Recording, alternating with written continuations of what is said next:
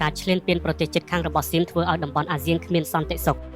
វិវាទរវាងកម្ពុជាថៃនាទសវត្សរ៍ចុងក្រោយនេះអាចនឹងធ្វើឲ្យតំបន់អាស៊ានមិនមានសន្តិសុខឡើយក្នុងរយៈពេលកន្លងមកប្រទេសជាសមាជិកអាស៊ានមួយចំនួនចង់ដើរតួនាទីរួមចំណែកជួយដោះស្រាយបញ្ហាផងដែរក៏ប៉ុន្តែត្រូវបានថៃបដិសេធនយោបាយរបស់ថៃចង់បិទបាំងនៅភាពអាក្រក់របស់ខ្លួនដើម្បីបង្ហាញពិភពលោកថាខ្លួននៅតែល្អខ្លួនគ្មានបានជ្រៀតជ្រែកទៅលើប្រទេសណាទេការរំលោភនឹងការឈ្លានពានទឹកដីកម្ពុជាពេញមុខពេញមាត់ដូច្នេះថៃមិនចង់ឲ្យពិភពលោកយល់ដោយប្រជាជនកម្ពុជាឬបញ្ញវន្តមួយចំនួនដែលគេយល់ថាការដែលថៃរំលោភបូរណភាពទឹកដីគឺមិនមែនជារឿងព្រំដែនទេតែជារឿងនយោបាយកេងចំណេញរបស់ថៃដូច្នេះវិបត្តិនៃវិវាទកម្ពុជាថៃជាពិសេសបញ្ហាព្រំដែនអាចដោះស្រាយទៅរួចលុះត្រាតែមានការកំណត់បញ្ហាទំនាស់នេះឲ្យបានច្បាស់ត្រង់នេះយើងអាចចោទសួរថាតើវាគ្រាន់តែជាទំនាស់ព្រំដែនឬក៏ជាការឈ្លានពានព្រោះថាដូចបានលើកឡើងរួចមកហើយថាដែនដីប្រាសាទព្រះវិហារពិតប្រាកដគឺជារបស់កម្ពុជាតាមរយៈសាលក្រមតុលាការយុត្តិធម៌អន្តរជាតិនាឆ្នាំ1962ក៏ប៉ុន្តែផ្ទុយទៅវិញភាគីថៃនៅតែព្យាយាមលើកពីដែនដីតំបន់ 4.6 គីឡូម៉ែត្របទពិសោធន៍ដំណោះស្រាយចំនួនរវាងប្រទេសថៃនិងប្រទេសជិតខាងថៃកន្លងមកតែងឈរលើគោលការណ៍ដោះស្រាយទ្វេភាគី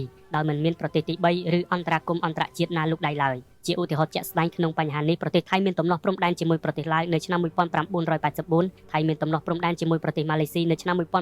1991និងថៃមានទំនាស់ព្រំដែនជាមួយប្រទេសភូមានៅឆ្នាំ2001ក្នុងចំណោមនេះមានតែប្រទេសម៉ាឡេស៊ីមួយទេដែលថៃសុកចិត្តអង្គុយដោះស្រាយហើយថៃសុកចិត្តអត់ប្រើកម្លាំងយោធាដោយសារតែប្រទេសម៉ាឡេស៊ីមានជាងប្រទេសថៃហើយប្រទេសម៉ាឡេស៊ីគេធ្វើរបងក្រៅពីនោះគឺថៃប្រើកម្លាំងយោធាទាំងអស់ចូលជាសម្បត្តិបេតិកភណ្ឌពិភពលោកមកថៃបានឈ្លានពានកម្ពុជាឥតឈប់ឈរដោយបានបញ្ជូនទាហានរបស់ខ្លួនជាច្រើនមកឈរជើងនៅតំបន់ប្រាសាទព្រះវិហារនិងកន្លែងផ្សេងទៀតតាមបណ្ដោយព្រំដែនតែដោយមានឆន្ទៈចង់ដោះស្រាយបញ្ហាដោយសន្តិវិធីតាមរយៈការចរចាទ្វេភាគីជាមួយប្រទេសថៃប្រទេសកម្ពុជាយើងក្នុងនាមជាសមាជិកអង្គការសហប្រជាជាតិនិងជាប្រទេសហត្ថលេខីលើសន្ធិសញ្ញាអន្តរជាតិនានានោះបានខិតខំអត់ធ្មត់ជាអតិបរមាតែថៃមិនមានឆន្ទៈពិតប្រាកដក្នុងការចរចានោះទេប៉ុន្តែផ្ទុយទៅវិញថៃបានប្រើសម្ដីការទូតជាចំហដើម្បីបង្ហាញឲ្យដល់សហគមន៍អន្តរជាតិឲ្យមើលឃើញថាខ្លួនមានចេតនាចរចាជាមួយកម្ពុជាតាមរយៈការចរចាកន្លងមកកម្ពុជាមិនបានទទួលលទ្ធផលផ្លែផ្កានោះទេហើយថៃក៏មិនបានដកទាហានចេញពីកម្ពុជាដើម្បីធ្វើឲ្យសភាពការដូចមុនកាលពីថ្ងៃទី15ខែកក្កដាឆ្នាំ2008វិលត្រឡប់មកវិញនោះឡើយ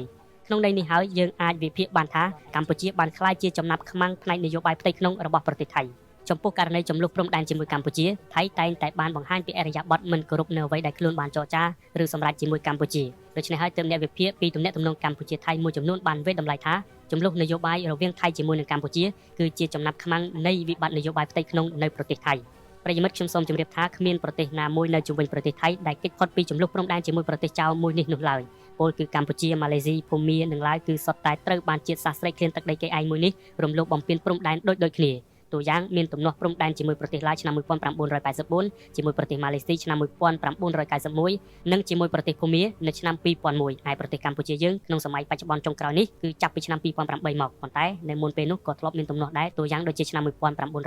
1941រហូតដល់1962និយាយរួមគឺសឹងតែគ្រប់សម័យកាលគ្រប់របបនៃប្រទេសកម្ពុជាយើងតែងតែកើតមានចំនួនជាមួយប្រទេសថៃដោយសារតែអំពើស្រេកឃ្លានរបស់ប្រទេសចៅមួយនេះ